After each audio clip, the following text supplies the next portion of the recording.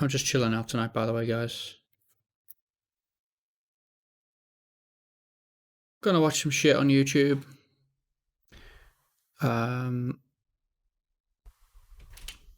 All of that actually is lots of shit. 5 OBS plugins. Let me see if I can find this video I watched last night. Yeah, 5 more plugins. Yeah, this is it. Okay.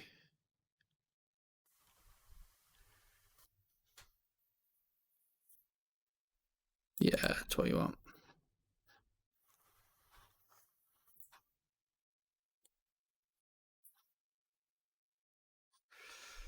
Alright, OBS shader filter. Okay. Let's check this out.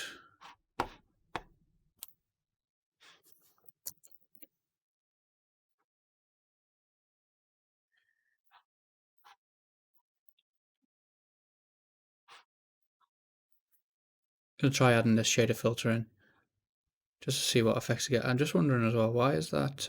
Why did that video?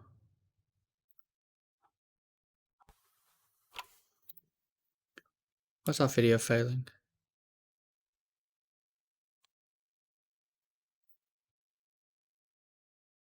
There's something wrong with this VM all of a sudden.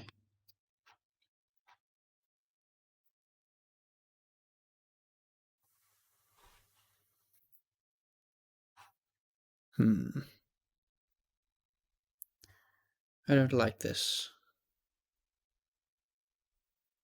I don't like this at all.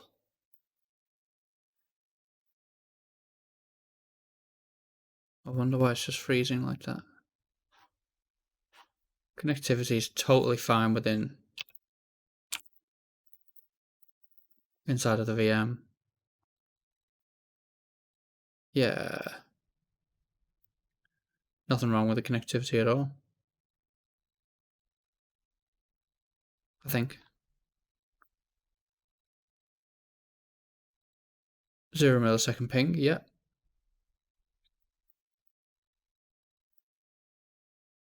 Oh, maybe it's just YouTube having a fit. It must be. But it could be the playback as well, because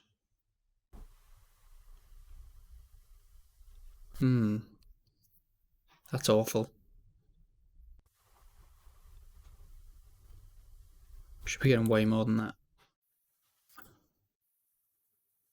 That's just crashing for some reason.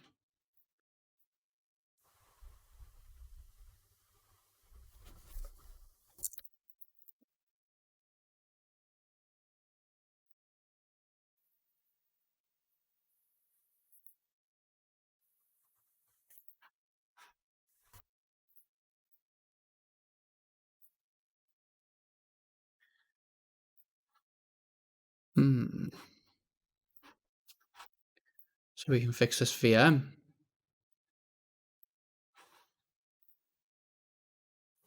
Oh, actually.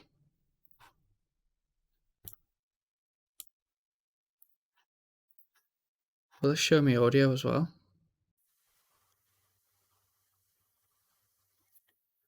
Does it really, John? Dom? Yeah, everything seems okay to you? So it's coming through quite clearly. According to my stats, I don't have any drop frames. Recording fine. Except the VM. Yeah, indeed. Don't know what the hell's going on with this thing. Sound should be fine. Maybe it's just YouTube for some reason. It's just stopped working. Let's just find free sound effect. Let's see if sound coming through the audio actually work. Audio coming through the VM actually works. It should do. It is enabled, and it did work yesterday.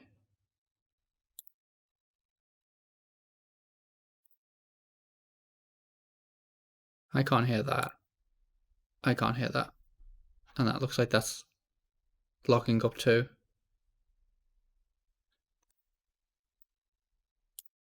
Alright. Let's try restarting it.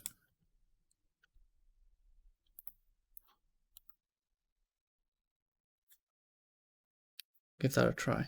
Does the audio sound right, Don? All of that sounds fine. Voice sounds fine. It's not too loud. Not redlining, like hitting the top end of the audio. It does seem to be getting close to it.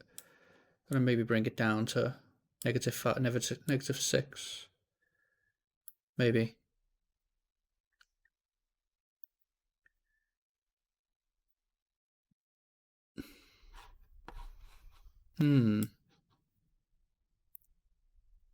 Really clear. All right, thanks, mate. Appreciate that.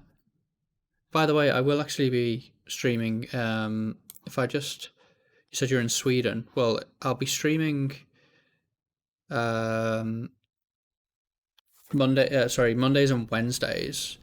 I'll be streaming at 5 p.m. Australia time, which is 8 a.m. in London, and so I think maybe about 8 a.m., 9 a.m. in Sweden.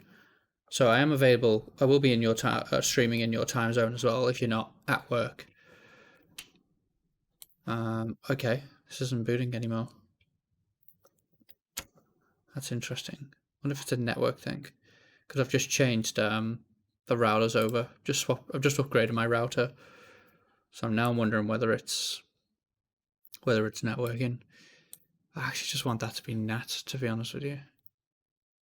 Just powered it off. And then start it back up again. Settings, network, NAT. Alrighty. Good old disk encryption. Whoop, whoop. Gotta encrypt those disks.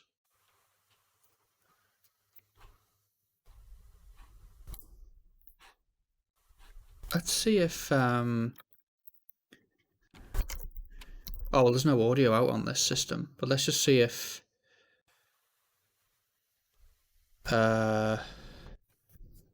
this VM works. Let's see if the video plays.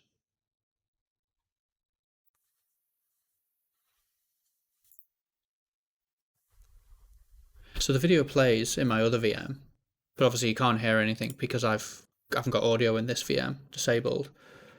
But this VM does have audio enabled, so let's see what happens. Wait for that to fully initialize and then I'll go in and manipulate the UI.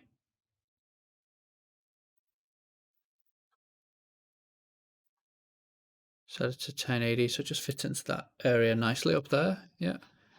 Alright, let's try again. All I've done is change the network. I've actually not changed anything. Oh, hang on. I can hear that now. I think it needed a reboot. Hooray! You guys know that I don't keep any secrets on my stream. That's literally why I started this YouTube channel, so I can show you guys. Can you hear that, Don? Can you hear that video coming through? You can get some inspiration, go away, and create something unique for your own stream. Or, you know, you could just straight up rip off my stream. Thief. One of the things that I use to create my advanced stream layouts in OBS. You can, yeah, great, okay. What a plugin does is it adds extra features to OBS that it doesn't have by default. I'm going to show you guys 5 of the plugins that I use. I'm actually going to install a shader filter one that he recommends. Because it looks really freaking good. It comes with tons of really nice stuff that might allow me to create some really fancy. Sorry, you can't see what I'm looking at on my screen because it's on my host desktop, not my thingy desktop. Installation, the binary package mirrors the structure of OBS Studio installation, so you should be able to just drop alongside OBS install. The necessary files look like this. Data. Uses the filter can be added to any source through the filters option. When right-clicking on a source, the name of the filter is used to define shader. Shaders can either be. Okay. I might look at that later, actually. I think it's going to require a reboot. Amazing. There's no releases though, so where do you actually download it from?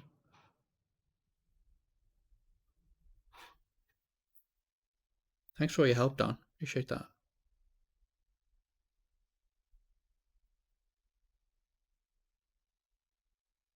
Okay, where do I download the freaking thing from then?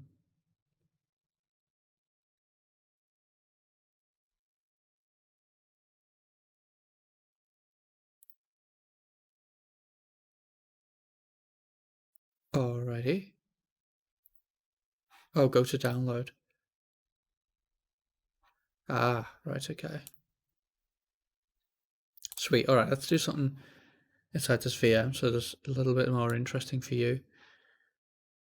Somewhat for you, given that I'm just chilling at the minute. What I might actually do... actually, do you know what? Let's have a look at... let's get caught up on Prometheus, because it's been a while, actually. Alright. Tech world. In this video, we're going to talk about Prometheus. So first I'm going to explain to you what Prometheus is and what are different use cases where Prometheus is used and why is it such an important tool in modern infrastructure. We're going to go through Prometheus architecture, so different components that it contains. We're going to see an example configuration and also some of its key characteristics, why it became so widely accepted and popular. Hey, Steel, not sure what you mean, mate. Environments. Prometheus was created to monitor highly dynamic container environments like Kubernetes, Docker Swarm, etc. However, it can also be used in a traditional non-container infrastructure where you have just bare servers with applications deployed directly on it. So over the past years, Prometheus has become the mainstream monitoring tool of choice in container and microservice world. So let's see why Prometheus is so important in such infrastructure and what are some of its use cases. It is pretty prolific. It's becoming more and more complex to handle manually and therefore needs more automation. So typically you have multiple servers that run containerized applications and there are hundreds of different processes running on that infrastructure and things are interconnected. So maintaining such setup to run smoothly and without application downtimes is very challenging. Imagine having such a complex infrastructure with loads of servers distributed over many locations and you have no insight of what is happening on hardware level or on application level, like errors, response latency, hardware down or overloaded, maybe running out of resources, etc. In such complex infrastructure, there are more things that can go wrong. When you have tons of services and applications deployed, any one of them can crash and cause failure of other services. And when you have so many moving pieces and suddenly application becomes unavailable to users, you must quickly identify what exactly out of these 100 different things went wrong. And that could be difficult and time consuming when debugging the system manually. So let's take a specific example. Say one specific server ran out of memory and kicked off a running container that was responsible for providing database sync between two database pods in a Kubernetes cluster. That in turn caused those two database pods to fail. That database was used by an authentication service that also stopped working because the database became unavailable. And an application that depended on that authentication service couldn't authenticate users in the UI anymore. But from a user perspective, all you see is error in the UI. Can't log in. So how do you know what actually went wrong? You don't have any insight of what's going on inside the cluster. You don't see that red line of the chain of events as displayed here. You just see the error. So now you start working backwards from there to find the cause and fix it. So you check, is the application backend running? Does it show an exception? Is the authentication service running? Did it crash? Why did it crash? And all the way to the initial container failure. But what will make this searching the problem process more efficient would be to have a tool that constantly monitors whether services are running and alerts the maintainers as soon as one service crashes. So you know exactly what happened. Or even better, it identifies problems before they even occur and alerts the system administrators responsible for that infrastructure to prevent that issue. So for example, in this case, it would check regularly the status of memory usage on each server. And when on one of the servers it spikes over, for example, 70% for over an hour or keeps increasing, notify about the risk that the memory on that server might soon run out. Or let's consider another scenario where suddenly you stop seeing logs for your application because Elasticsearch doesn't accept any new logs because the server ran out of disk space or Elasticsearch reached the storage limit that was allocated for it. Again, the monitoring tool would check continuously the storage space and compare with the Elasticsearch consumption of space, of storage, and it will see the risk and notify maintainers of the possible storage issue. And you can tell the monitoring tool what that critical point is when the alert should be triggered. For example, if you have a very important application that absolutely can have any log data loss, you may be very strict and want to take measures as soon as 50 or 60% capacity is reached. Or maybe you know adding more storage space will take long because it's a bureaucratic process in your organization where you need approval of some IT department and several other people. Then maybe you also want to be notified earlier about the possible storage issue so that you have more time to fix it. Or a third scenario where application suddenly becomes too slow because one service breaks down and starts sending hundreds of error messages in a loop across the network that creates high network traffic and slows down other services too. Having a tool that detects such spikes in network load plus tells you which service is responsible for causing it can give you timely alert to fix the issue. And such automated monitoring and alerting is exactly what Prometheus offers as a part of a modern DevOps workflow. So how does Prometheus I'm holding space. Or how does it architecture actually looks like? It's a bottle of At stars. its core, Prometheus has the main component called Prometheus Server Yep. that does the actual monitoring work. Okay. It's made up of 3 parts. It has a time series database that stores all the metrics data like current CPU usage or number of exceptions in an application. Second, it has a data retrieval worker that is responsible for getting or pulling those metrics from applications, services, servers, and other target resources and storing them or pushing them into that database.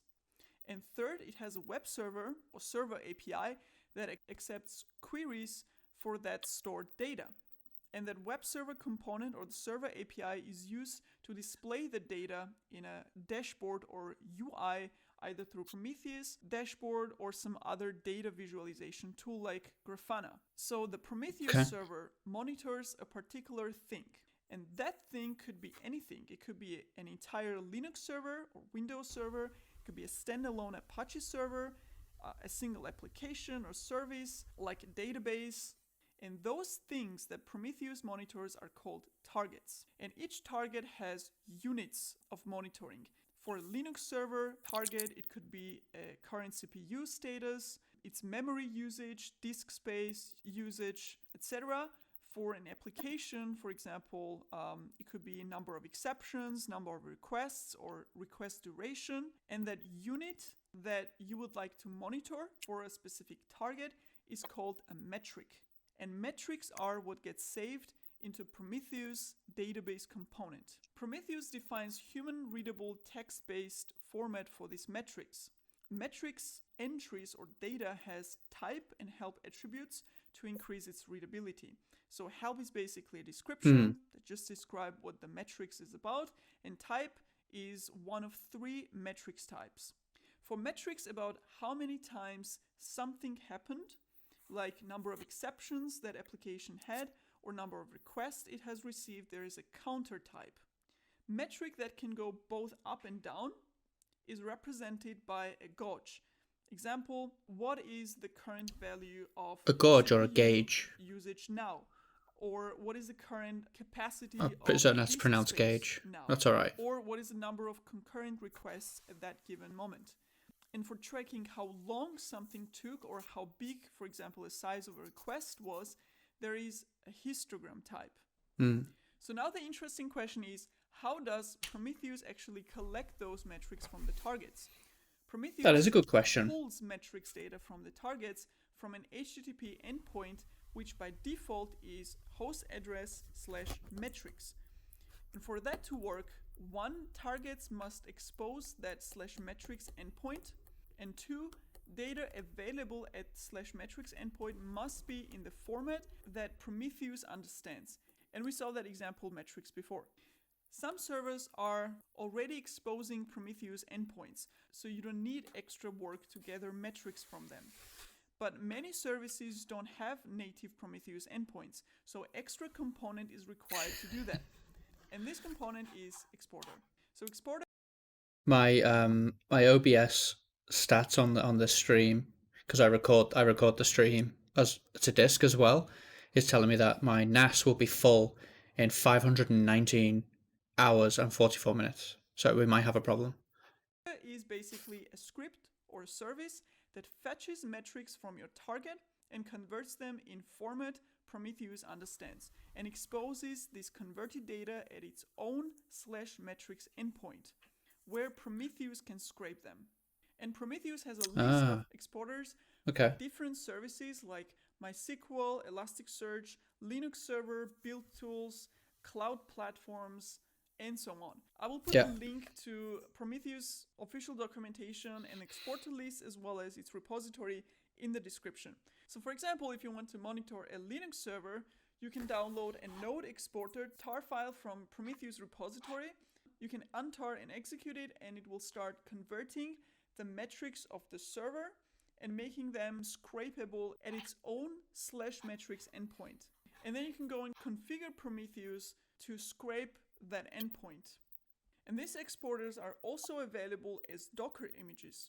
So for example, if you want to monitor your MySQL container in Kubernetes cluster, you can deploy a sidecar container of MySQL exporter that will run inside the pod with MySQL container, connect to it, and start translating MySQL metrics for Prometheus and making them available at its own /metrics endpoint.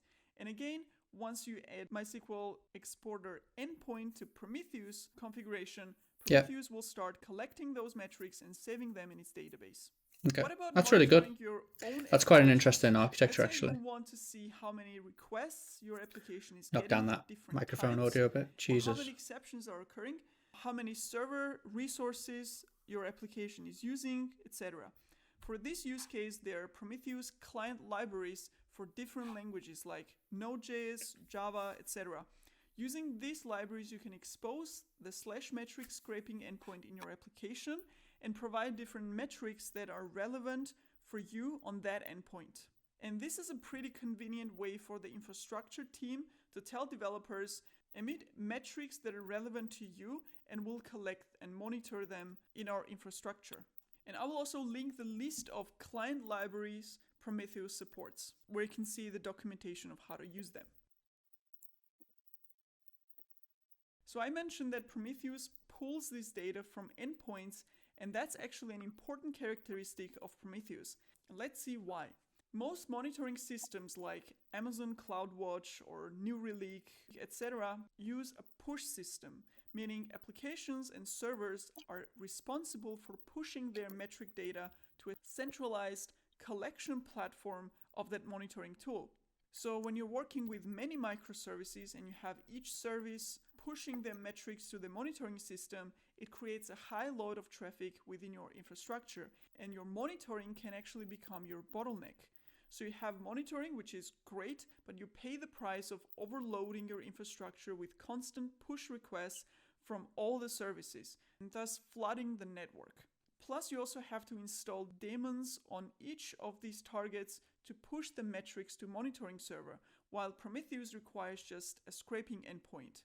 And this way, metrics can also be pulled by multiple Prometheus instances. And another advantage of that is using pull, Prometheus can easily detect whether service is up and running. For example, when it doesn't respond on the pull or when the endpoint isn't available. While with push, if the service doesn't push any data or send its health status, it might have many reasons other than the service isn't running. It could be that network isn't working, the package got lost on the way, or some other problem. So you don't really have an insight of what happened. But there are a limited number of cases where a target that needs to be monitored runs only for a short time. So they aren't around long enough to be scraped. Example could be a batch job or schedule It's jobs, Lightfoot. cleans up some Hey. old data or does backups. Azure, come on, etc. son. For such jobs, No one uses Azure. push gateway component, so that these services can push their metrics. Does Azure even have any market share? Probably not, son. Database, but obviously using push gateway to gather metrics. Everyone in the world. Yeah, you're right. Because of the reasons I mentioned earlier. Absolutely, everyone uses Azure, How mate. does Prometheus know what to scrape and when? With its All that is configured in with its Prometheus.yaml. 4%, 5% market share. You define which targets Prometheus. Now, Azure's actually becoming really popular here for government. Everyone, yeah, it is getting a lot of traction actually. I might actually go for my AWS certs. In fact, I noticed that if you've got Office 365 and you link it to Azure, it's just all works. Like it just all plugs in really, really well. Azure DevOps with Azure, and then Office 365 just all links in really nicely. I've had to play with Azure DevOps. It was okay. It was lacking quite a bit actually compared to like GitLab. You can do Azure AD, yeah, exactly. You do. Oh yeah, yeah. Is that at the charity? Azure Hybrid.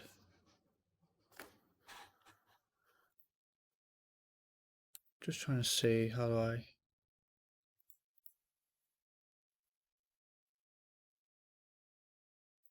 I don't think I can make you a What does this do? Trying to see if I can make you VIP from in here, but it doesn't let me. It says I've been following. You've been following me since 3 minutes ago. Oh, anyway. Can you play Quake or Unreal? Probably could do. This is inside a virtual machine, though, so it probably wouldn't run very well. Prometheus then uses a service discovery mechanism to find those target endpoints. When you first download and install Prometheus, should run you see the sample config file with fast Australian server. Here's an example. We have global config that defines scrape interval or how often Prometheus will scrape its targets. And you can override these for brilliant. Targets. The rule files block specifies the location of any rules we want Prometheus server to load, and the rules are basically either for aggregating metrics values or creating alerts when some condition is met. Like it was fast for us. Reached 80%, for example. So Prometheus uses. So Chris and I, you got Chris here in the chat. We back in England, we did this. We set up a Quake server. And Quake 2 server, I think it was, or Quake 3. Yeah, I think it was Quake 3 actually. And we made the server public. And at the time we were on, God, it must have been like dial up. It must have been really bad. It was like dial up. It wasn't even ISDN. I think it was literally 56k. And 56k Quake 3 arena. Yeah, it was 56k. And we set up this. We set up this server called Fast UK Server. And all these people were joining and they were like, this is shit. This is so shit. And I'm like, what are you on about? And they're like, my ping is like 8,000. I think one guy's ping was like 3,500 milliseconds. And I was like, bro, my ping is like 2. What are you on about? And me and you were just going around. We were just headshotting everyone with the railgun. Oh, so good. That was funny. I can't do that now, mate. I've got a bloody gigabit connection here. It literally would be a fast Australian server. To create new time Oh, those are the days. And the evaluation interval option in global config. That was before AWS. Prometheus will evaluate these rules. And the last block, scrape configs, controls what resources Prometheus monitors. Magic space bottle. This is where you define the targets. Since Prometheus has its own metrics endpoint to expose its own data, it can monitor its own health. So good, the space bottle. In default configuration, there is a single job called Prometheus, which scrapes the metrics exposed by the Prometheus server. So it has a single target, local. I want to get sunglasses that I can see out of, but just like pure green. On that target, on so just like / you can just see the space background through my sunglasses. Not sure how that would work though. Endpoint. And here you can also define other endpoints. People would be blind, like Stevie Wonder. Through jobs. So you can create another job and, for example, override the scrape interval from the global configuration and define the target host address. Lasers, just green lasers. Important points here. So the first one is, how does Prometheus actually trigger the alerts that are defined by rules and who receives them? Prometheus has a component called Alert Manager that is responsible for firing alerts via different channels. It could be email, it could be a Slack channel, or some other notification client. So Prometheus server will read the alert rules, and if the condition in the rules is met, an alert gets fired through that configured channel. And the second one is Prometheus data storage. Where does Prometheus what are we doing here anyway? store I want all to this see data games now, that it mate. collects Gotta learn and about then Prometheus, and how can other the systems Prometheus access monitoring this data? solution and its Prometheus architecture. stores the metrics data on disk, so it includes a local on-disk time series database, Stores it on disk. but also optionally integrates with remote storage system. And Yeah. the data is stored in a custom time series format. And because of that, you can't write Prometheus data directly. Prometheus, into a state of the relational art, database, mate. For example. Containers, So once you've collected the containers out your metrics, ass. Prometheus also lets you query the metrics data on targets through its server API using PromQL query language. You can use Prometheus dashboard UI to ask the Prometheus server via PromQL to, for example, show the status of a particular target right now, or you can use more powerful data visualization tools like Grafana to display the data, which under the hood also uses PromQL to get the data out of Prometheus. And this is an example of a PromQL query, which this one here basically queries all HTTP status codes except the ones in 400 range. And this one basically does some subquery on that for a period of 30 minutes. And this is just to give you an example of how this query language look like. But with Grafana, instead of writing PromQL queries 2 cups and a directly piece of into the string. Prometheus server, Bloody hell. you basically have Grafana State of the UI, art. where you can create dashboards that can then, in the background, use PromQL. Oh, my wife sent me a message. Display.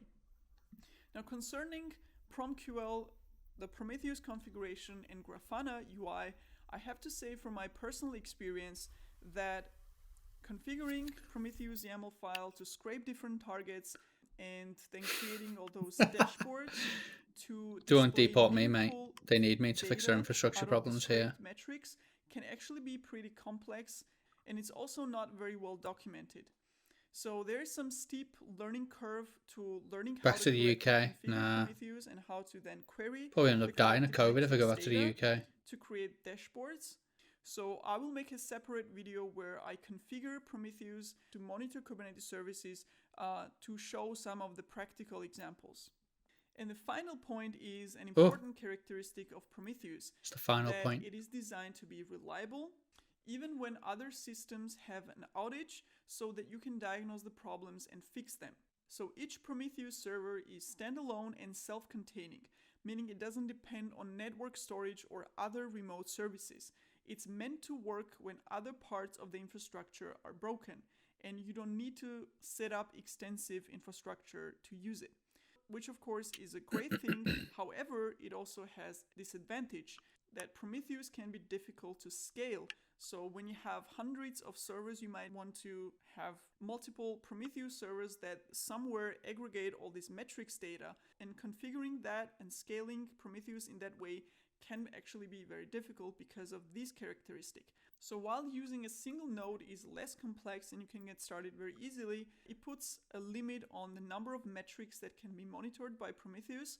So to work around that, you either increase the capacity of the Prometheus server so it can store more metrics data, or you limit the number of metrics that Prometheus Mate, Twitch is just like to keep it down to only cornering the market. It's just and finally, in terms hardly of anything. Prometheus with Docker and I wish more Kubernetes, people would. as I mentioned throughout the video with different examples, Prometheus I'm actually going to be compatible with both, streaming to and YouTube as Prometheus well. components are available as I'm going to Docker set up a Prometheus, and RTMP therefore server can easily be so I can deployed stream in to LinkedIn and Kubernetes or YouTube at the other same time. container environments. There's a service called And Restream that does it for integrates you, but great it's like with Kubernetes infrastructure, $50 providing a month. cluster node resource As well just monitoring do it myself out with of an the box, RTMP server which locally. means once it's But deployed yeah, there's on hardly Kubernetes, anyone on it bloody starts Twitch for gathering science and metrics education. data on But each we'll see. Kubernetes node server without any extra configuration. And I Facebook will make a streaming. Oh separate yeah, video it's on Facebook how to gaming though, deploy isn't it? and configure Prometheus to monitor your Kubernetes cluster. So subscribe to my channel, click No, that notification not subscribing to your bell, channel. and you'll No, I'm not going to click the notification bell neither. How dare you? Have you used Restream? Is it any good? I noticed on the price page they're like, oh, 1080p 60 frames per second is coming soon. And I'm like, well, I kind of need that really. I don't want to stream text in 720p. I want everyone going, why is this guy trying to teach me DevOps by writing with a crayon on a potato? I've got the hardware, son. Got good old 12 cores and 32 gig of RAM. Hardware's not a problem. Right now I'm using 4% of my CPU. And let's have a look. Memory usage 1.7 gig of RAM. So basically nothing. 0 drop frames out of 76,000. So yeah, should be okay then. Should be okay then. You do any DLive stream? What's DLive? I don't know what DLive is.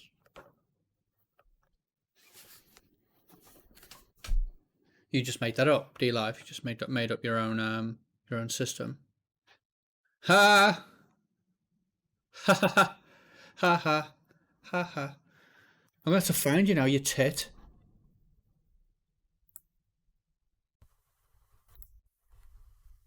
God damn it.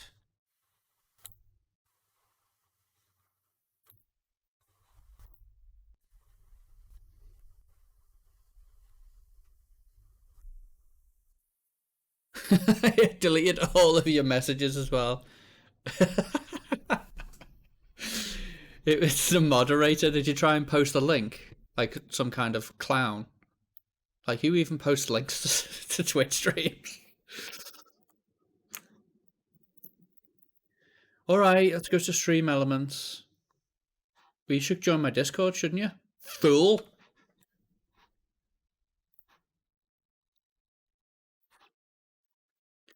Who's not using Discord today, son? Can't recommend, can't be recommending good old, Azure as state of the art and you're not even using Discord, boy. DTube. Ah. Oh. Okay. Is this one of these, like, distributed systems?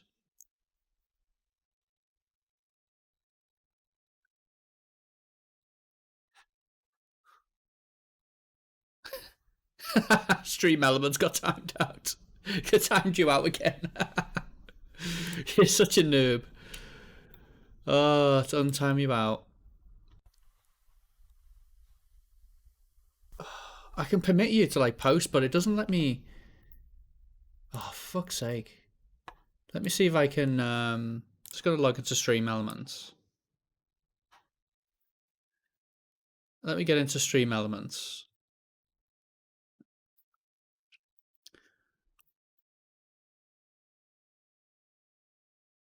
Right, let's go to spam filters, and then let's just ban you permanently. Link protection, whitelist, blacklist settings,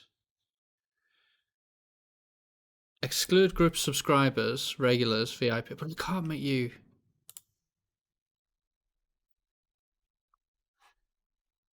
It's a joke. AWS again. You will not get timed out for the next 60 seconds. How do I VIP you though?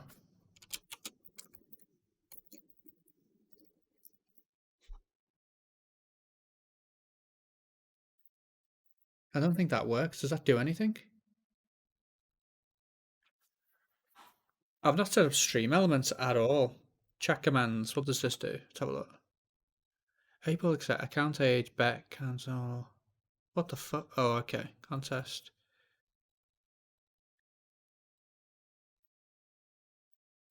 Moderators could do bingo, close, play, skip. Super moderator. Volume. What?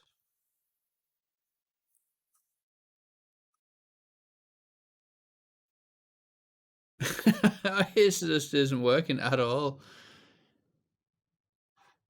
Add new bot user. I'm not adding user, bot user. Fuck me, can you imagine? Alright, I must have to just go directly to so to do it via Twitch TV then. This is absolutely outrageous. Sondy's having a giraffe.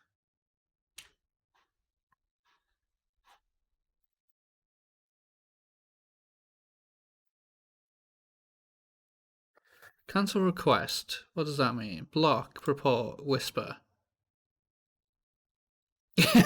77 messages and 4 timeouts. Oh, roles manager. Oh, this is where you do it.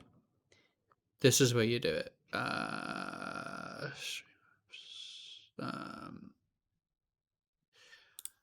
Oh, this is where you do it, mate. This is where you do it, mate.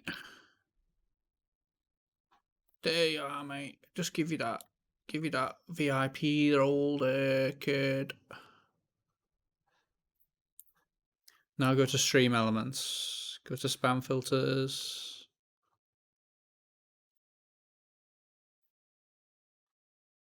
See out.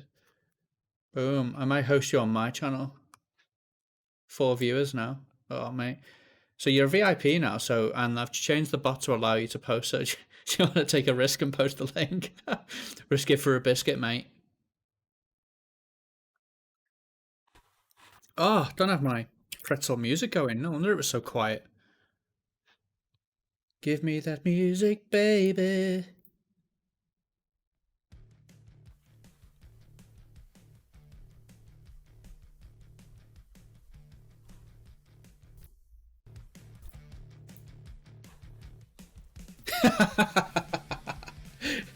You're all right now, but the pretzel rocks tried to post. Nah, you're fine. You didn't get banned. It was pretzel rocks as the background music.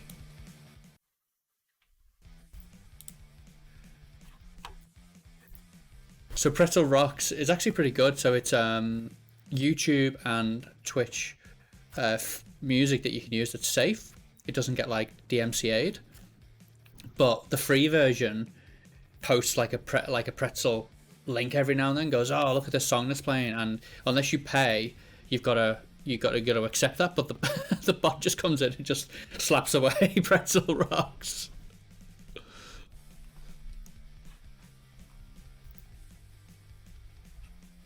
So yeah, so you just get this really nice kind of like background music. But I'm just wondering whether.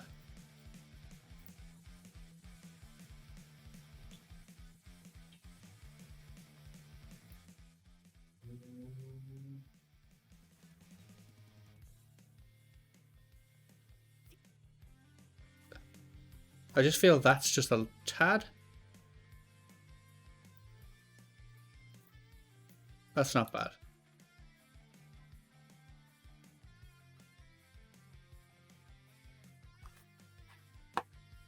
Send what over the Discord link or the link to Pretzel?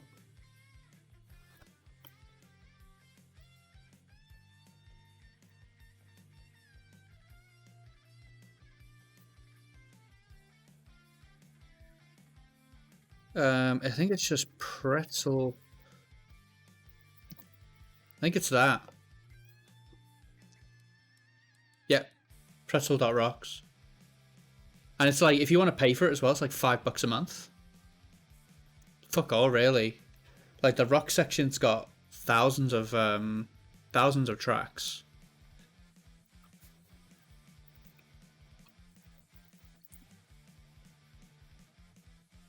So premium is yeah, $5. Not really much, is it, when you think about it? And the artist gets 70% as well, which is quite nice. 70% of the royalties. And then if you don't want to pay, you just got to accept them. Just if you don't pay, then they just post a message into your stream, but the bot will also just own it completely. I can't get a list of the artists on here, so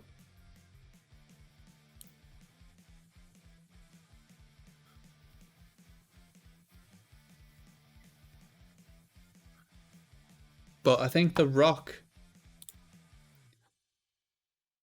So Pretzel, if you're willing to accept all genres, has got 481 hours of music. So unless you're planning on streaming for 481 hours, you're probably not going to hear the same song being repeated again. Rock, which is I think is the better one, has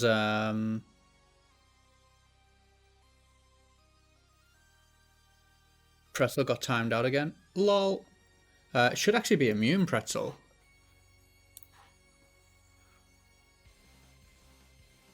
The only problem I've got is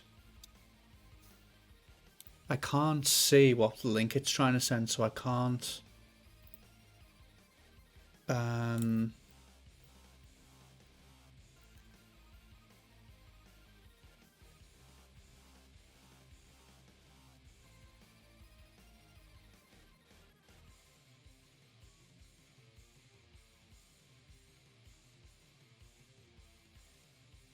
What is this?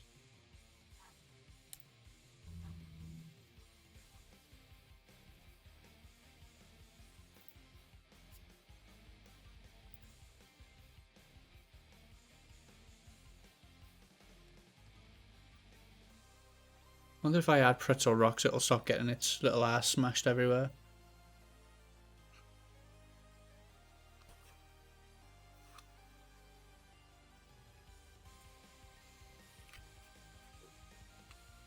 Oh, that's cool.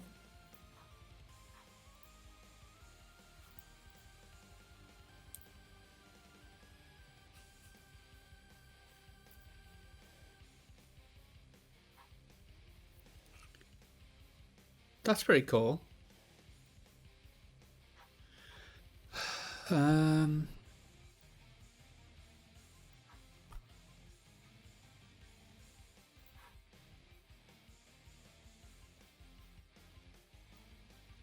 I just ripped the fat fart, but no way you heard it.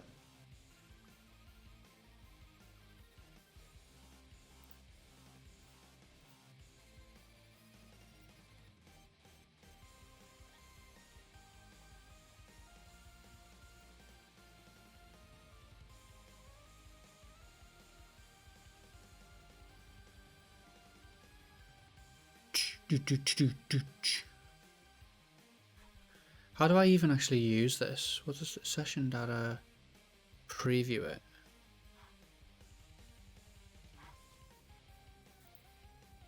Okay.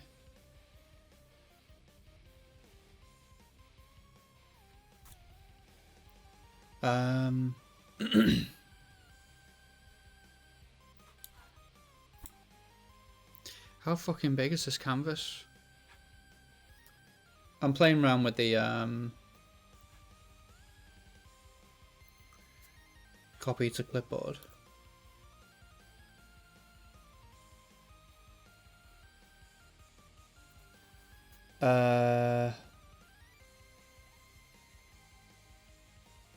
Oh, browser. Yeah.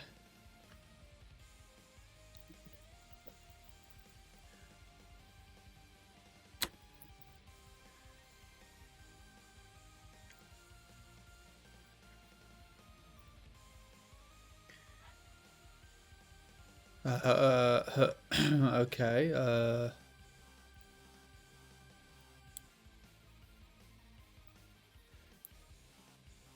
Let's see what the fuck happens.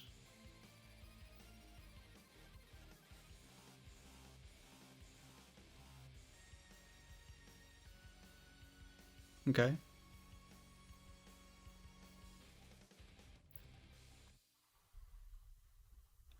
So my stupid graphic should come up whenever I get a follow, but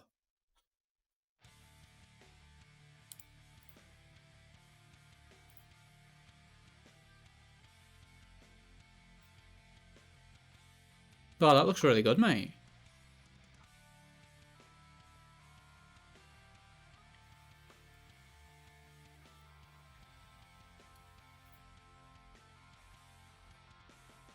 Oh, how do I add a user as a Oh, hang on.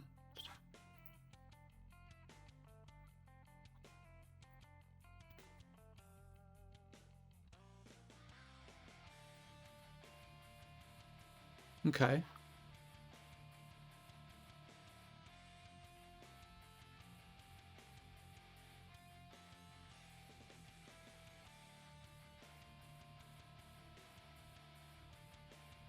Fuck's sake.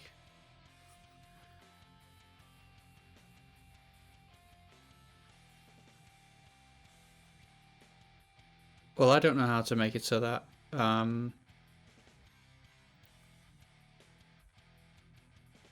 I really don't want to have to add pretzel rocks as a VIP. That's just madness.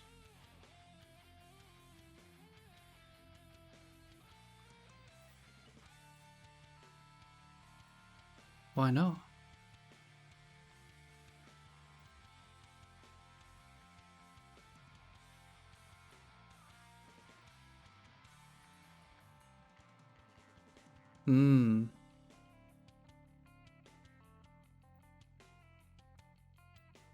That's interesting.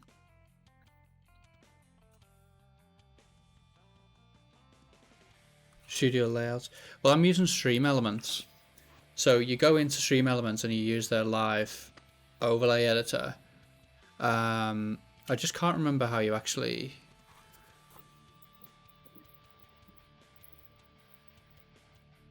and then you just overlay how to, and then you add it into OBS as a web browser, and it like kind of connects to it over HTTPS, and then whenever something happens, Stream Elements updates the page to show like the animation. OBS is constantly connecting to it, pulls it down and renders it in your stream, which obviously then goes out to the stream, right? So that's what you do. All right. I just can't remember how the fuck you do it. But use standard. I am using. Yeah, I do use standard OBS. Yeah. I just don't know how you. 1 minute overlay manager setup. Don't you just get the overlay and add In this video today, I want to share with you some of my favorite features of the Stream Elements chatbot. Number 1, it's got the automod feature with smart spam filters. Say that 10 times fast. Catches some of those naughty words before you or your mods do even. Number 2, you can create your own commands and timers right there in the chat. So be engaged as well. Those of you guys that are a little bit more of advanced users, you can control your entire Stream Elements account from the bot and integrate extensive services via the API. Thank you guys so much for tuning in, and I hope you have... All right. That wasn't helpful, was it? So it says here you go to get the list to an OBS. Yeah, Go to my overlays and create a new overlay. Super theme, blah, blah, blah. Add an alert box from the widgets menu. Click save, followed by launch. See you later, Chris. Thanks for coming, mate. Pop by any other time, and I hope your live event goes well. See you later, mate.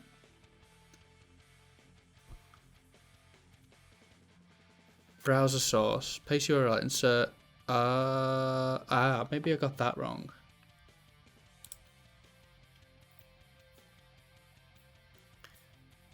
Um, 1920 by 1080.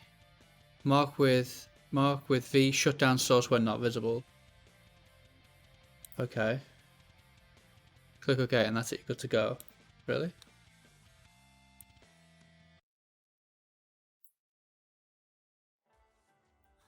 That doesn't make sense. I'll do that instead. When you edit an overlay and click save, it will update automatic OBS. Okay. Well, I've done that.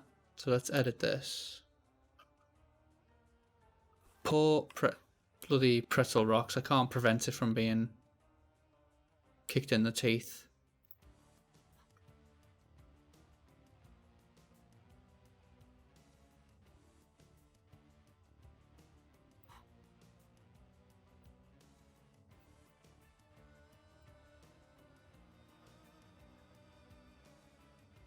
Okay. Settings. I want all of these things. I just don't get... Hey, there we go. Okay. So how do I just fit to screen?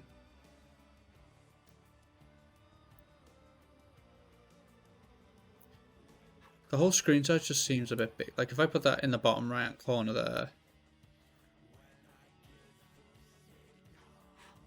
Save.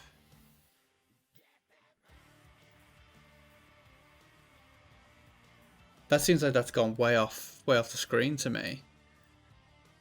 This canvas size just seems too big. What if I do a different one? Ah, overlay resolution. So is there not a way of me setting the resolution in here? Oh, maybe. Oh my god, stop telling me about this goddamn tour. Properties. Ah, yes. I used to stream at 1440p. So that'll be why that was doing that. Maybe later. Go away now.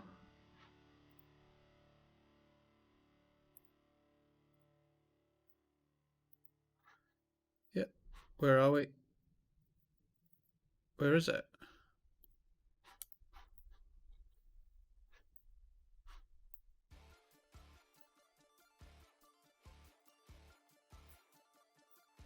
Right.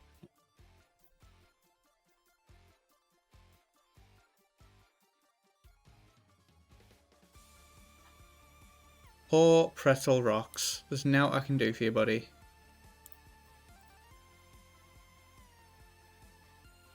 Okay.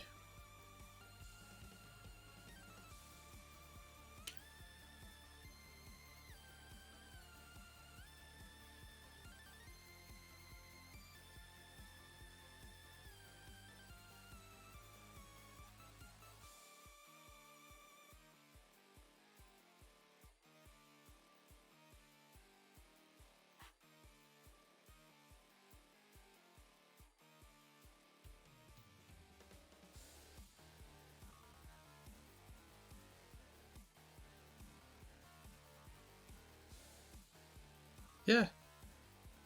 Oh, yeah, subscriber event.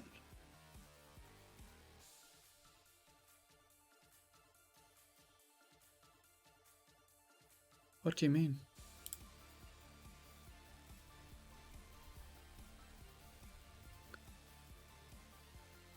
That's weird.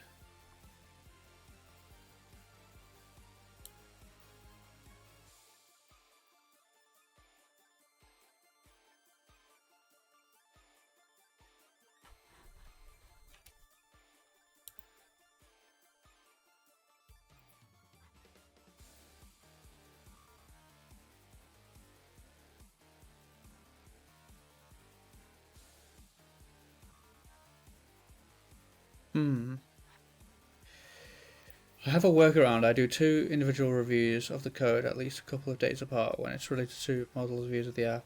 Front end obviously doesn't get quite the same care. The code base is stable enough for me to collect static manually, apply migrations, and now also run Terraform and apply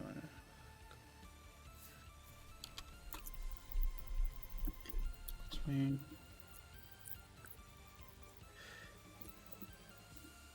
Yeah, automating everything away is the end goal.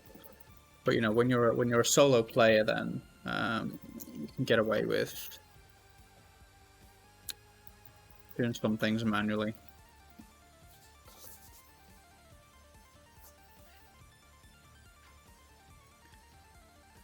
Why won't this like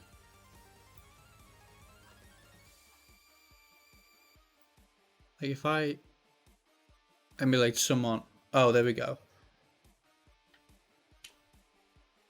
But if I just click on that, oh, okay.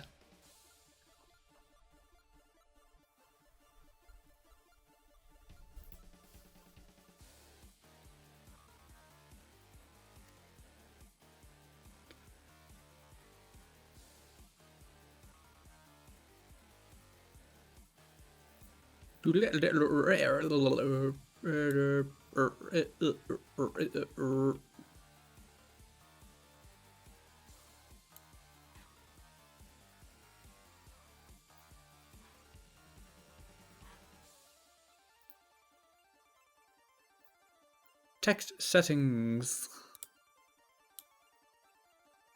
What does that look like?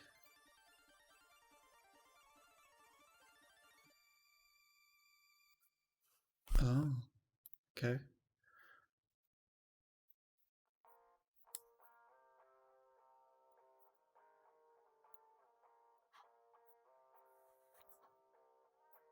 Yeah. Right, so follow alert, text settings.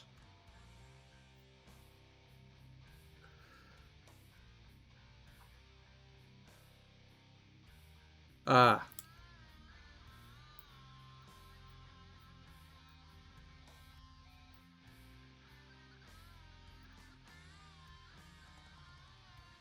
White, I believe. Right.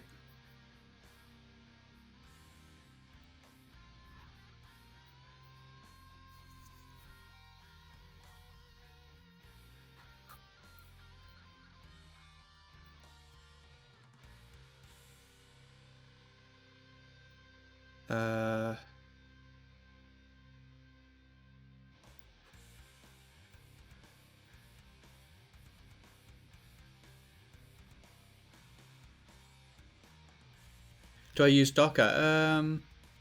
Every now and then I do, yeah. Not much though, mate. Did you just get an ad?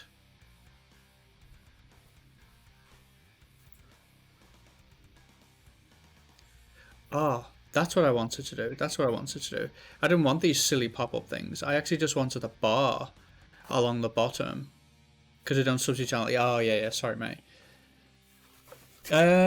Look, Docker is something that I am slowly coming around to, but like I definitely see the point of it. It makes perfect sense. I just try not to recommend it as a first. Everyone just seems to jump on the Docker bandwagon like straight away, and my problem with that is not everything should be containerized, and it also doesn't make sense to containerize things when you're not very quickly iterating on that software. So if you've got a bit of software that you're iterating on really quickly, therefore you're changing it quickly, then you want to build a container very quick and relaunch it very quickly. And also, containers are designed to solve the problem of having lots of libraries and files that need to be kept together, and you also need to be cross-platform. But if you know for a fact you're going to be using CentOS Linux or Windows Server, then why do you need to be cross-platform? Because you know what you're using. I mean, no one's building networks out and then they've got 3 web servers that you Ubuntu, 3 that are IIS on Windows Server, and then another 3 that are Apache on FreeBSD. Like, who's doing that? Like, why would you do that? You just kind of you centralize, right? You pick something, you centralize your you make your operating system common across as much as you can. Like, if you can get away with using Windows across everything and that fits your need, then just use Windows across everything. And then you're running Windows. And then if you want to use Docker, then get Docker for Windows and go for it. But like, everyone just containerizes everything instantly. Kubernetes is like really great, but very few people need it. It adds a lot of it has a huge learning curve to the whole DevOps process, and really for very little gain that most people just don't need at all. So I do use it, but it's very sparingly. But I do want to get my Azure certifications soon. I want to get my Kubernetes certifications, and I want to get my Terraform and Ansible certifications as well. It's kind of where I want to go at. As are you thinking of using it? Are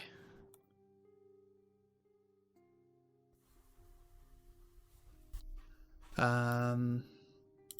Alright, I want a bar along the bottom of my stream that gives me all the information regarding like followers. I don't want these pop-ups. I'll emulate the pop-up like that. I just got these pop-ups with this stupid fucking graphic of me looking really cool. But I actually just want a bar along the bottom, to be honest.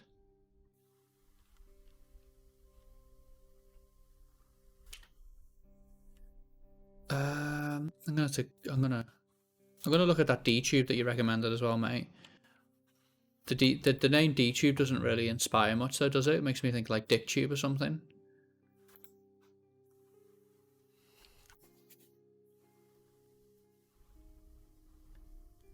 Contained Microsoft Server 2016. Yeah. Containers available within the OS. That's good. They are powerful, mate. I'll tell you what they are really, really good for. Two things that they're really, really good for is development, local development. So you can go, oh, you need a Postgres database or a MySQL database. Then you just spin up them containers and you get those databases straight away. And then if you need something else and something else, you just like boom, and they just come up instantly. Or if IIS can be containerized, exactly, like spin up IIS locally, dev against it, and then blow it away, and then push your code somewhere and it goes live on a real IIS cluster. MS SQL, just bring it up in a container like near instantly, dev against it, and then when you're done, cool, you're done, right?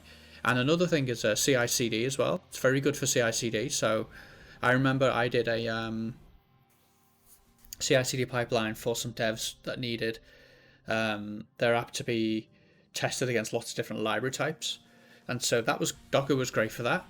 But other than that, like it wouldn't be my immediate go-to technology.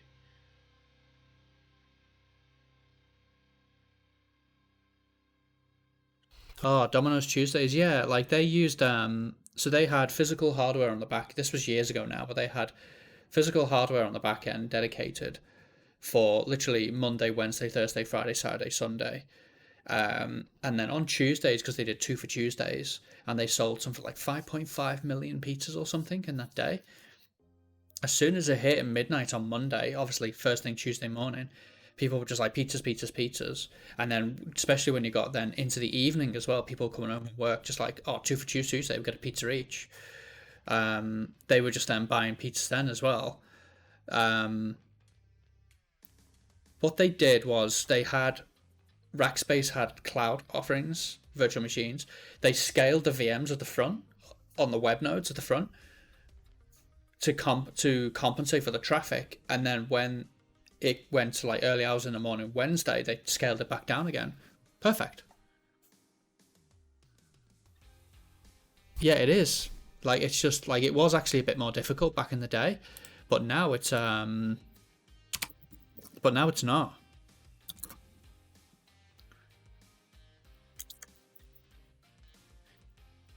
Stream elements, create what do I want? Like a notification bar? Stream. This is going to be loud, isn't it? Let's have a look. Streamers, alert box guide. Yeah, I don't want to. Yeah, have fun, mate. Be good if you come back. I'm going to be heading out in about 45 minutes, so probably miss you. I can't stream tomorrow because it's my wedding anniversary. Woo! 2 years. I'll be streaming on Saturday though, but it'll be quite late for you, I think. Oh no, it'll be 8. Yeah, it will be actually. It'll be 1 o'clock in the morning for you on Saturday when I stream. But I'm going to be streaming on Mondays and Wednesdays at this time, so you can always pop in. So I'll probably see you next Monday, mate, if you're around.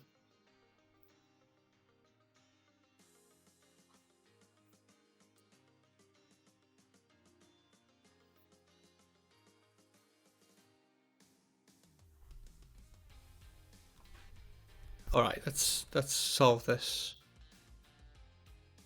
So can I labels, followers, latest? Right, okay. I can see what I can do here. So if I just save that, will that then just pop up? Yeah. It's not true though, is it? That's not the latest person that followed me. Chris was.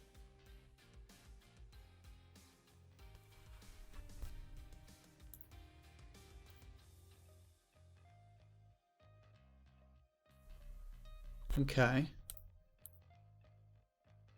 I'm actually going to disable this for the time being.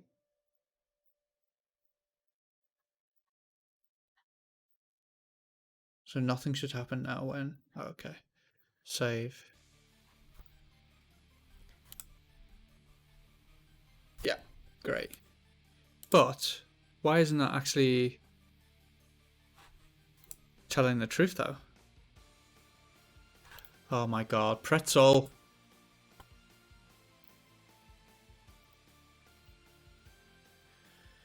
Alright.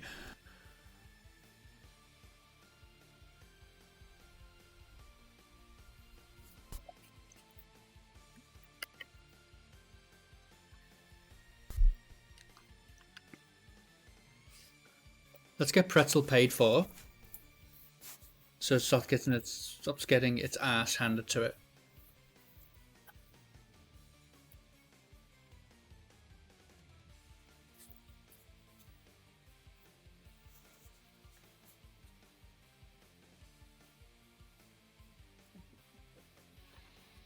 Come on, pretzel.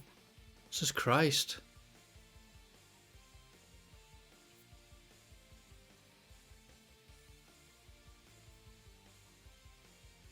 Man. Yay, you learned. There you go.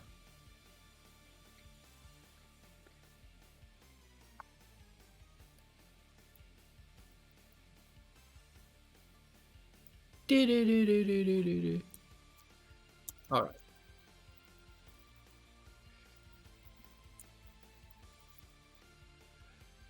Okay. Yep, card will do fine.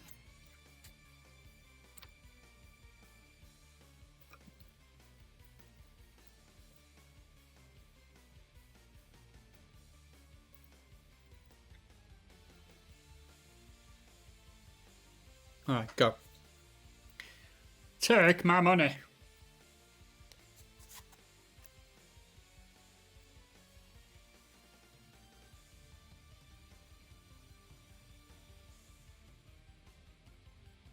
I'm a premium user.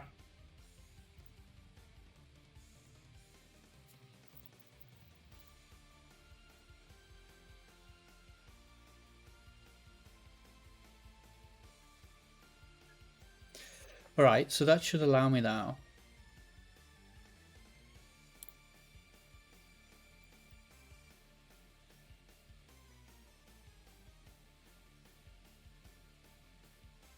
Alrighty.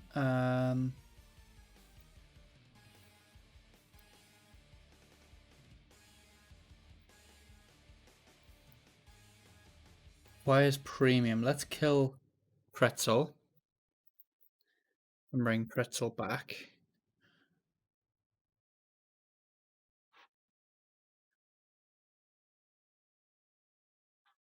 All settings.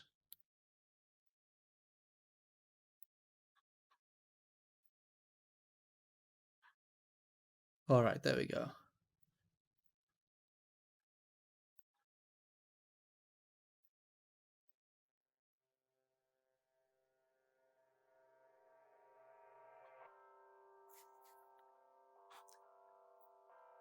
Right, I see the thing, but why isn't it the latest information though?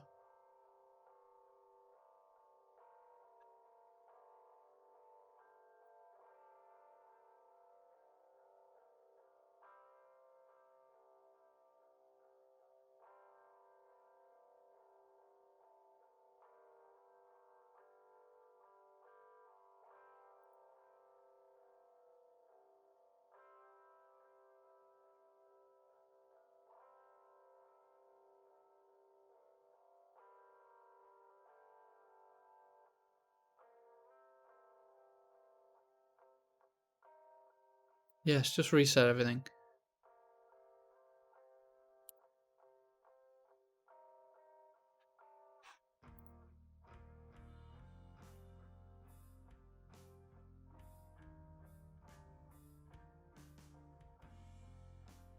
Okay.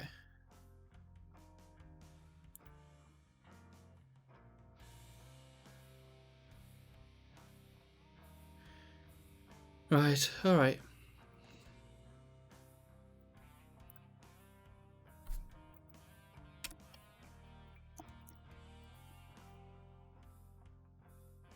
Oh.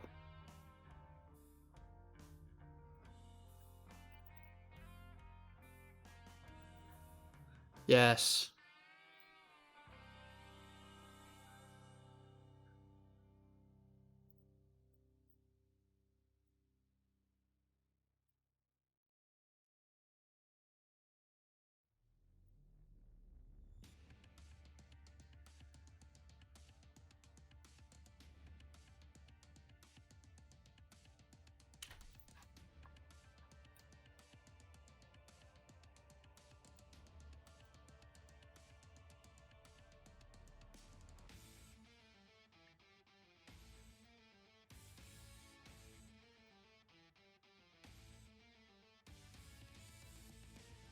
What's going on here?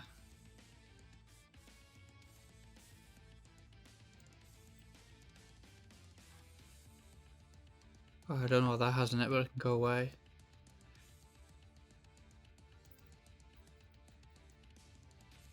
What?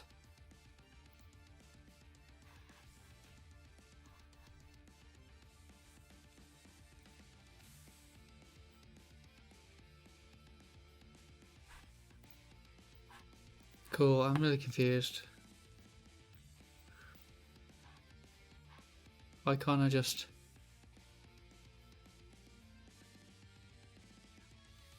Oh my god. Oh, cool. Can add the chat.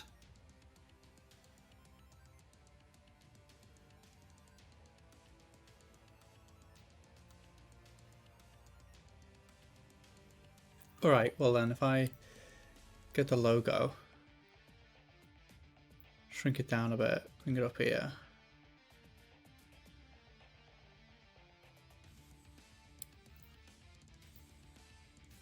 Alright.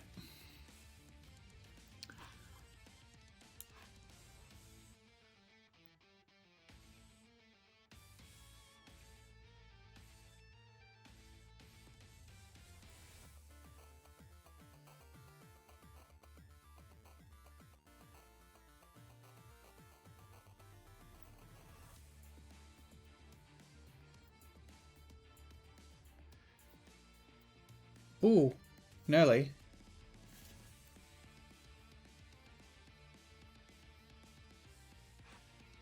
Chat shouldn't be above me though, right? The guy should be above the chat. Which way is it? That way. Right.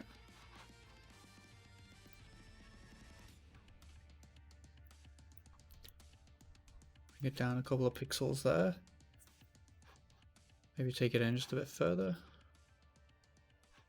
Nice.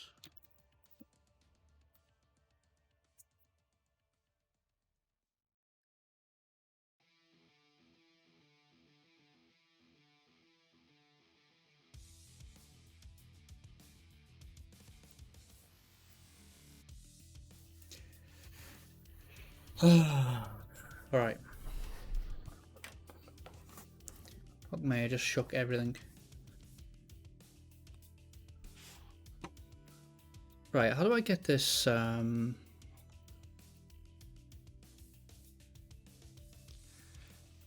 an image? Don't have one of those. Images or videos. Doesn't know what is slideshow. Build custom widgets using HTML here. That's almost the right thing, but countdown, contest giveaway, media request.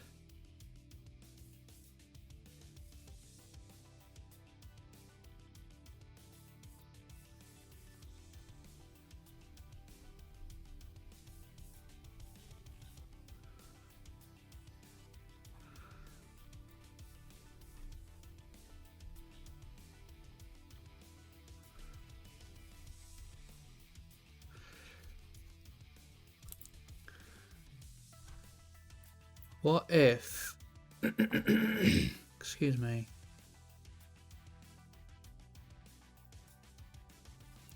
okay,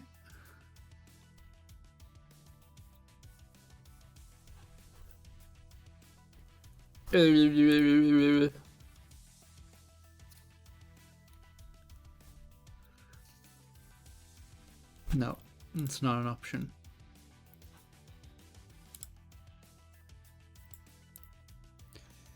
Like, I can just get text along the bottom, but what I want is a really nice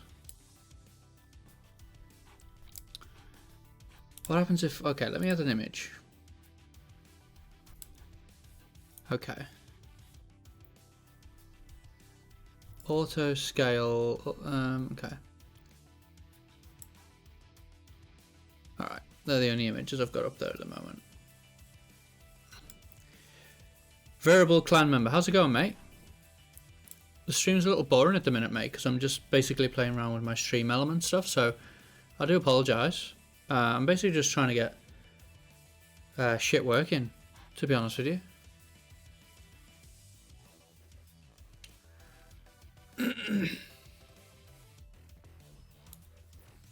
What? Oh, I see.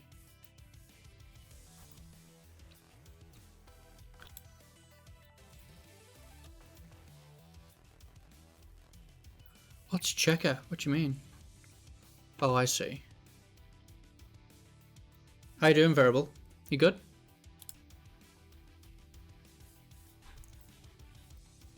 Okay.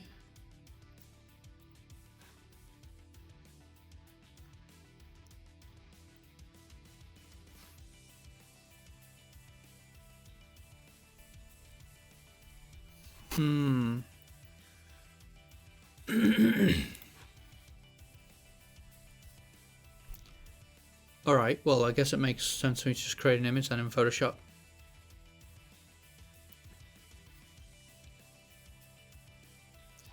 Let's go create new. Excuse me. 1920. Oh, we want width 1920. Let's go for about 100.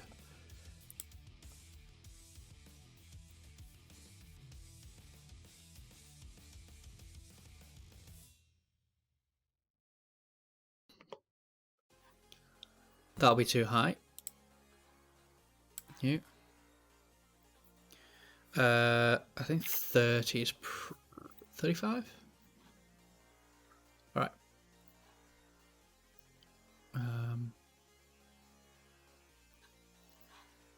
Slight grey. Let's just get that filled in.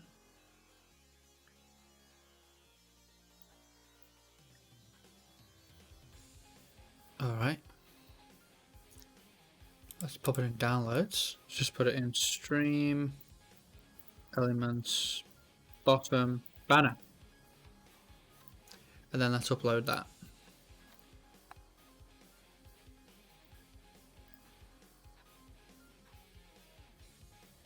Perfect. All right.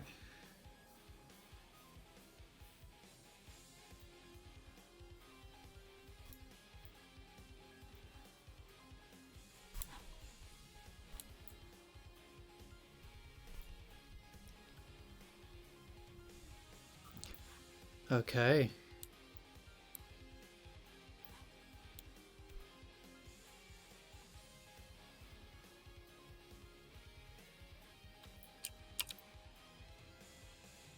Why do you keep trying to snap? That's annoying.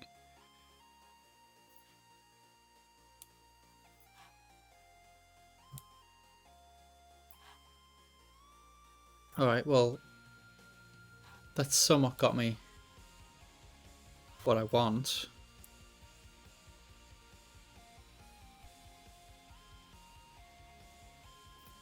Yeah, happy with that. Bring that down a little bit. Save. Take that up a little bit. And save. Alrighty. Small gap here.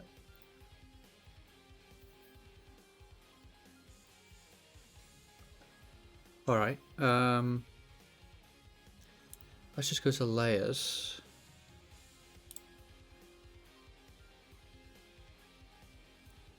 That'll have to be here. Banner. We'll call this chat. Yeah, latest follower. Alright. Position. I wish this would stop snapping. How do I stop this one?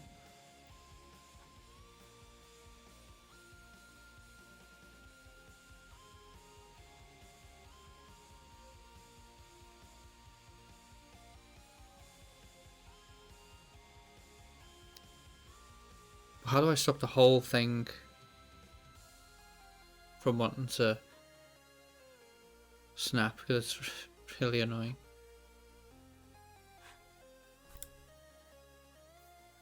Oh, that needs to be above me then, doesn't it? Right, fine then. You can be above me, you cheeky little monkey.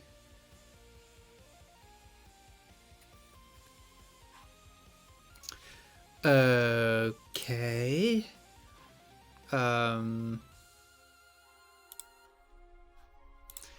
Yeah, I want the text a little bit smaller than that.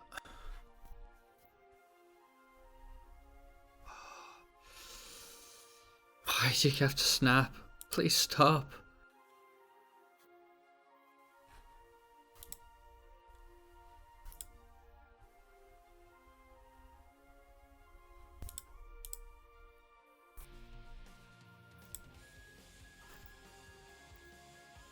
Just oh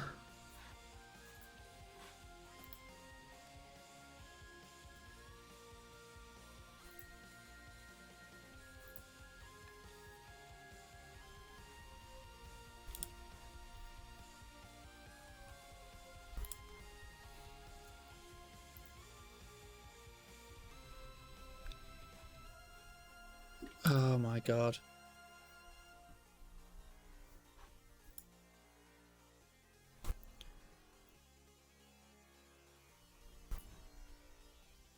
Move widget with the arrows.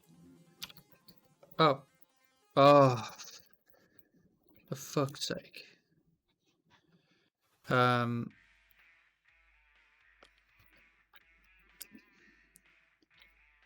much better. How do I... Position and size.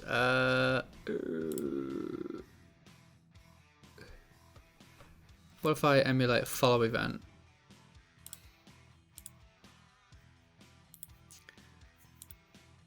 What if...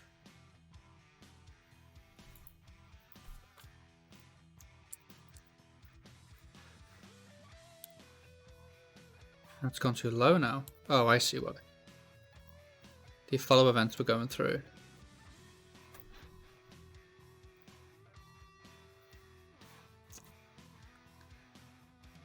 Okay.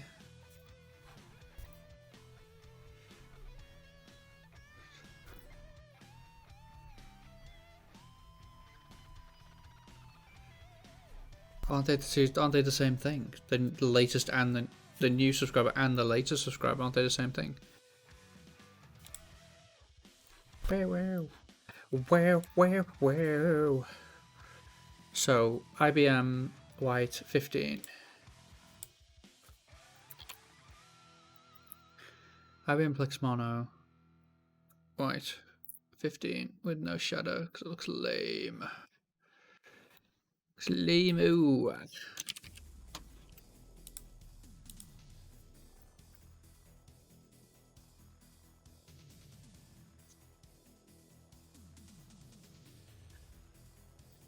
Already.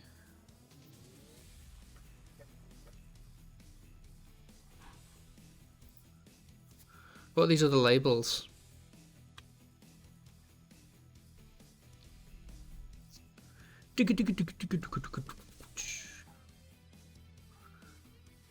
All right.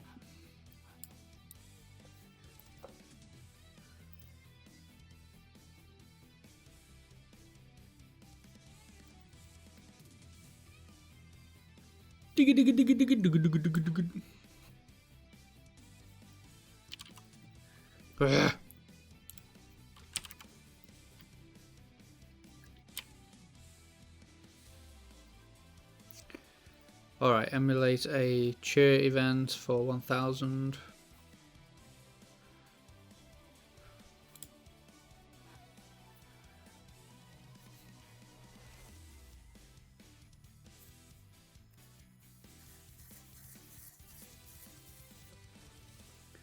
Friggin' hell.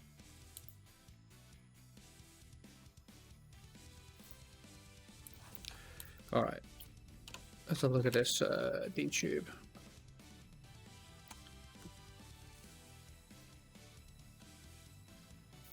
All right.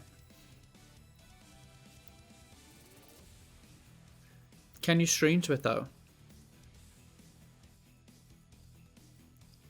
Upload a video. Steam, YouTube, Hive. Supports authenticating multiple networks at the same time. Please select. Okay. Hard videos. A lot of foreign people.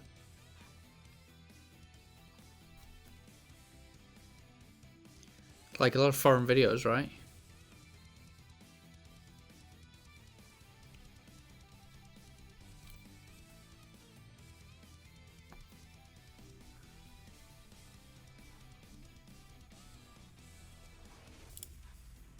What does that mean? That's why it's just sites like this just fail automatically, in my opinion. Because they can't do simple stuff.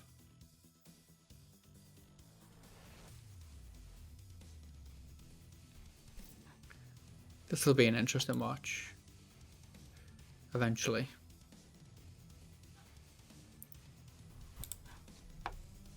What are the other labels? That was the latest cheer. And then tips latest. Right.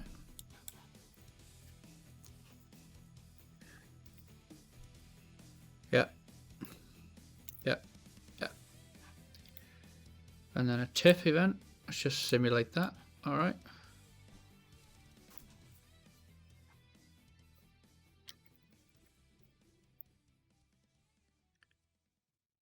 Alright, that seems to...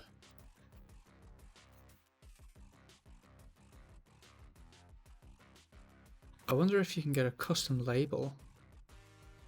Whoa.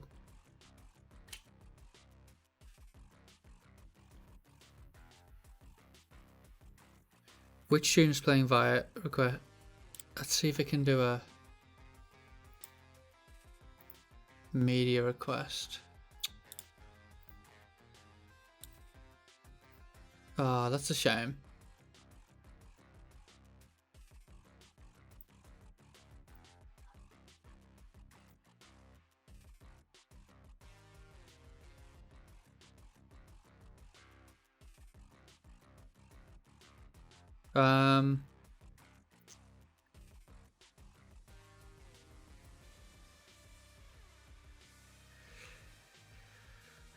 Timer for various viewer activities, event list, your recent activity displayed in real time. What does that mean? Now playing but only works with those services. Your chat command can't it? Oh, that's a real shame. Custom widget. Add a video, add an image, add a text box. Can you fetch? Really happy with that layout actually. If I go to presenting, that's obviously my normal desk. That's a normal VM. And if we add stream elements in here,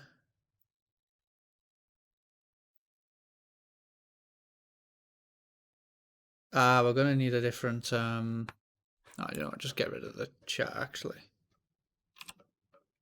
I don't really care about the chat. Get rid of that as well.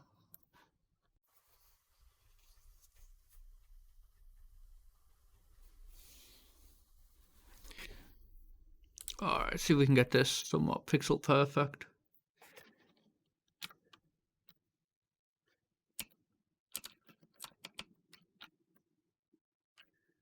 Seems right to me, I think. Alright.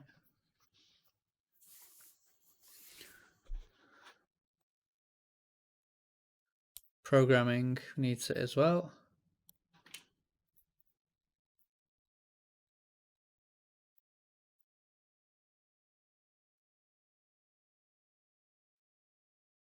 Where should I dump the logo then? Oh, the logo down there would be nice, wouldn't it?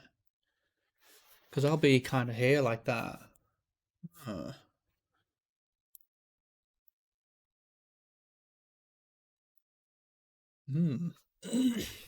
that's too high.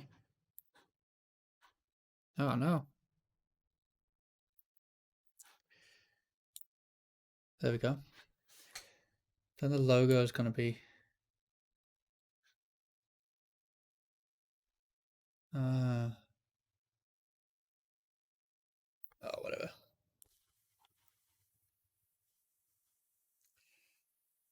We'll just put the logo there. Yeah, fine. Presenting. The logo is not visible, but will be.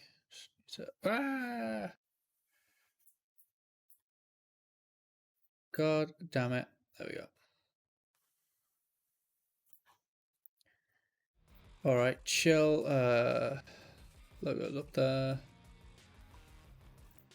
My normal VM. Alright, okay. What if I get rid of that? Yeah. And go to chill. And then copy it into here. Ah, sweet. Goes to the exact same place. Whee! Why, my official VM just doesn't have the output. Piss off. Okay. That's fine.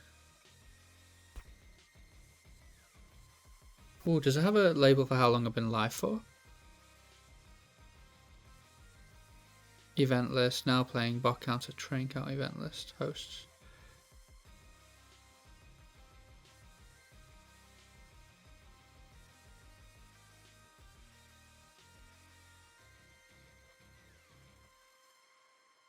It does not. Alright.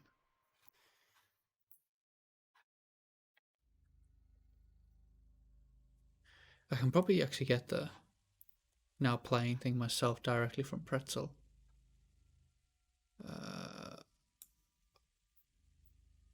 Pretzel raw. Like if I go web browser and I go Pretzel playing.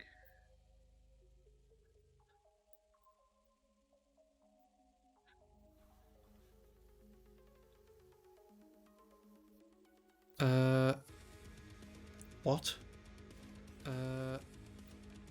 What? What?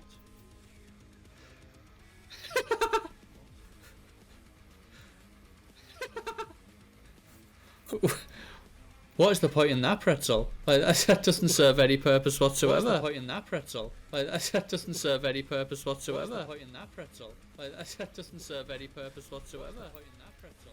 Like that doesn't serve any purpose whatsoever. Yep, getting rid of that. Yep, getting rid of that. There we go. Does help when you get rid of the right thing though, doesn't it?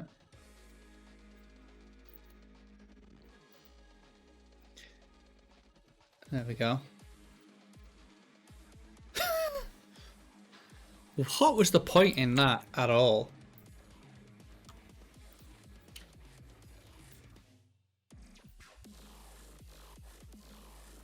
Let's just make sure this works, because honestly, what the hell was that about at all?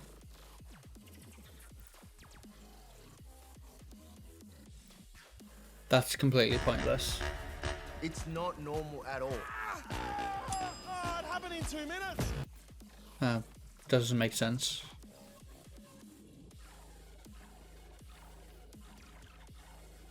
What the hell? That just takes me to my channel, but it's meant to tell me what's playing.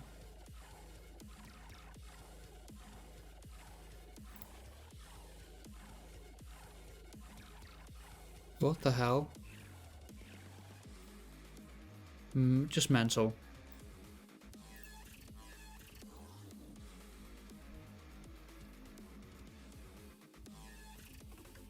Alright. Doesn't really matter that much. I'm happy with these little didgeridoo-dahs along the bottom. They're pretty nice. Alright. What time are we on? Time to wind down for the evening. Good night and thank you. Oh, music's fading out just nicely.